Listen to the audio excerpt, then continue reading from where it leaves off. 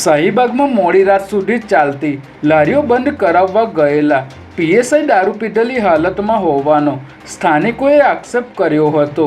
જેમાં civil hospital પાસે રાતના સમયે મોડા સુધી લારીઓ ચાલુ રહેતી હોવાથી શાહીબાગ પોલીસ સ્ટેશનના પીઆઈ જીવી પંડ્યા અને અન્ય પોલીસ કર્મીઓ અહીં પહોંચ્યા હતા ત્યારે લારી ચલાવનારા લોકો અને સ્થાનિકોએ પોલીસને ઘેરી લીધી હતી અને પીએસઆઈ દારૂ પીધેલી હાલતમાં હોવાના ખોટા આક્ષેપો કરી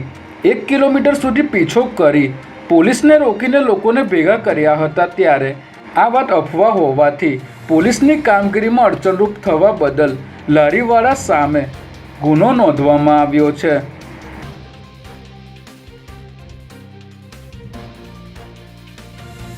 એશિયાની સૌથી મોટી એવી અમદાવાદની સિવિલ હોસ્પિટલમાં બિલાડીઓના ત્રાસથી દર્દીઓ હાલ હેરાન પરેશાન થઈ રહ્યા છે।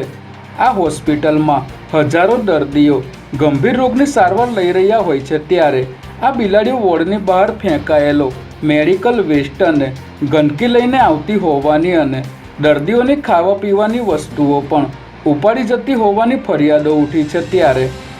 આ અંગે સિવિલ હોસ્પિટલના સુપ્રિન્ટેન્ડન્ટે જણાવ્યું હતું કે આ પ્રકારની બેદરકારી ચલાવી ન લેવાય અને સિક્યુરિટી એજન્સીને નોટિસ આપી આ મામલે કડક કાર્યવાહી કરવામાં આવશે।